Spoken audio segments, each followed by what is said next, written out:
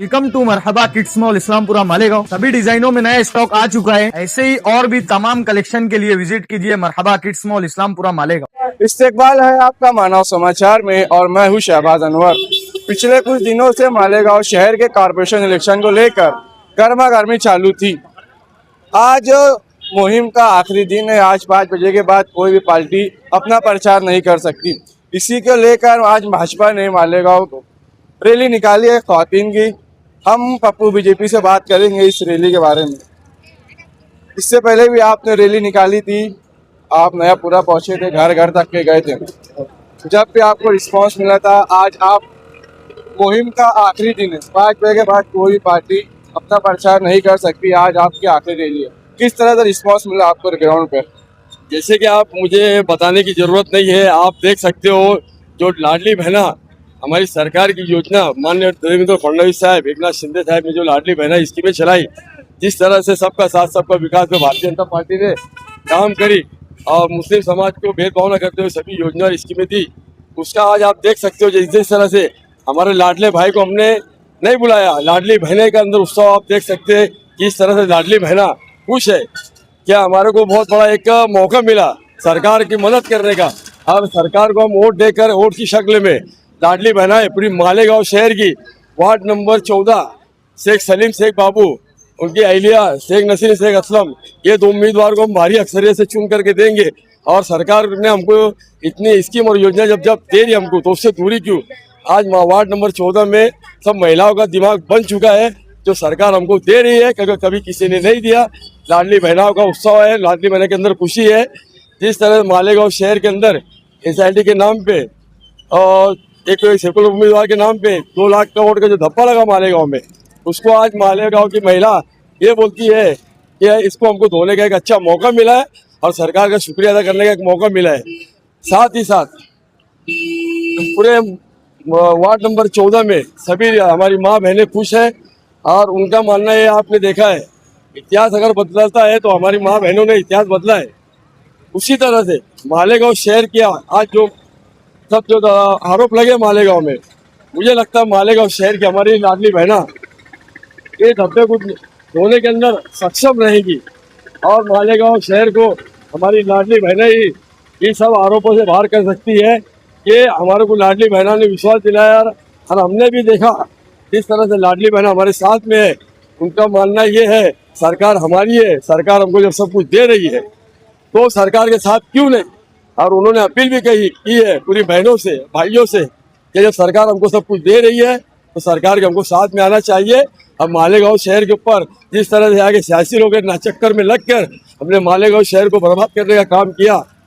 मालेगांव शहर के अंदर हमारी माँ बहनें SIT के नाम पे जेलों में ठूसी गई, तो यही लाडली बहना बोले ये जब याद बहुमत से और भारी अक्सरियत से वार्ड नंबर 14 की 2 सीट जब निकाल के देंगी, तो मुझे लगता है कहीं ना कहीं मालेगांव शहर के अंदर जो अजाब आ रहा है, इसमें हमारी माँ बहनों का बहुत बड़ा हाथ रहेगा। ये इनके ताकत रहेंगी कि मालेगांव शहर के अंदर ये अजाब मुक्त हो जाएगा। मालेगांव कॉरपोरेशन इलेक्शन के अंदर बुनियादी सहूलत पर बात नहीं हो रही है। भाजपा के खिलाफ वोट मांगी जा रही है, फिरका परस्तों के खिलाफ। इनका मैनिफेस्टो अच्छा या बुराई के ऊपर हो रही है।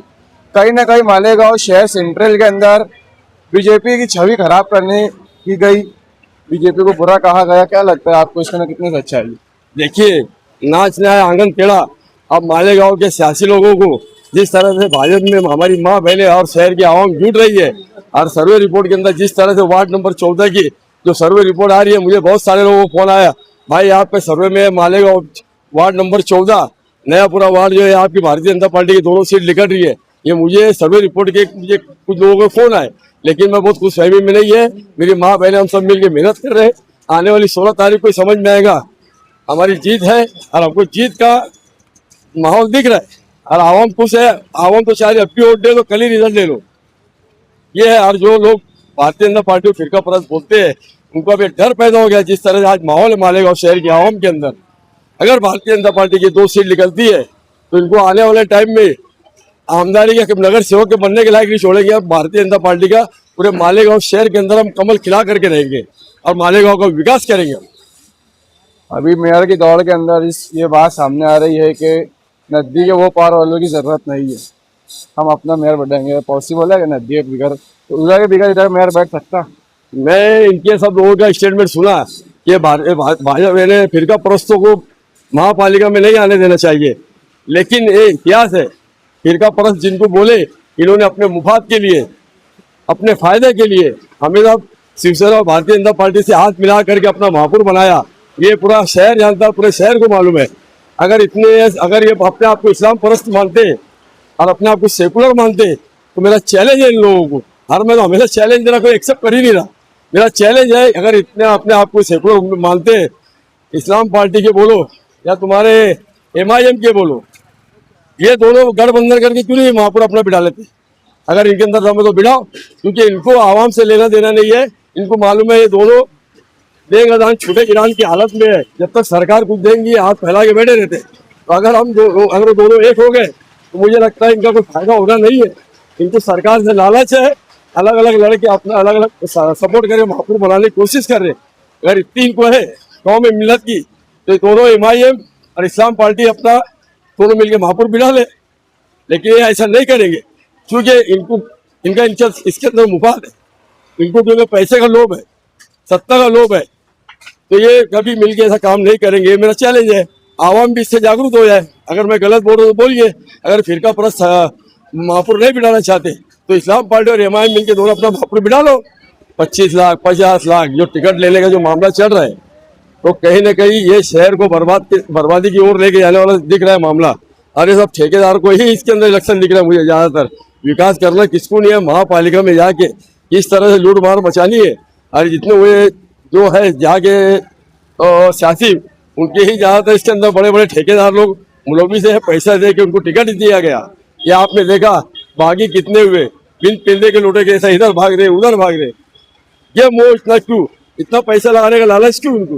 क्योंकि इनको मालूम है हम 50 लाख रुपए लगाएंगे 5 करोड़ रुपए कमाएंगे। क्योंकि इनके हमारी मोहरी इसके अंदर ज्यादातर खड़े यार ठेकेदार लोग खड़े हैं इसके अंदर।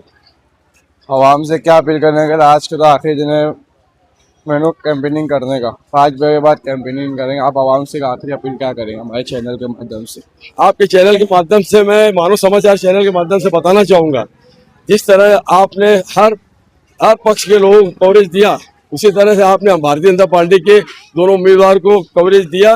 मैं आपका तहे दिल से शुक्रिया अदा करना चाहता हूँ। उसी तरह क्योंकि आज आखिरी दिन है प्रचार का, हमारी मालेगांव के आवाम से तो यही मेरा प्रभाव यानी वार्ड नंबर 14 की आवाम से गुजारिश है, हमारी माँ बहनों से भाइयों से, आप देखिए आपके साथ में कौन है, आपको सपोर्ट कर रहा कौन है। हमारी सरकार है गली से लेकर दिल्ली तक, तो आपको सत्ता के साथ रहना चाहिए। हमारे मालेगांव शहर की बदनसीबी ये रही हमेशा से, जब सत्ता किसी की रही तो हमने हमेशा अपोजिशन का काम किया। जब आप अपोजिशन में अगर बैठेंगे, सत्ता के साथ नहीं रहेंगे, तो मालेगांव शहर का विकास नहीं होगा।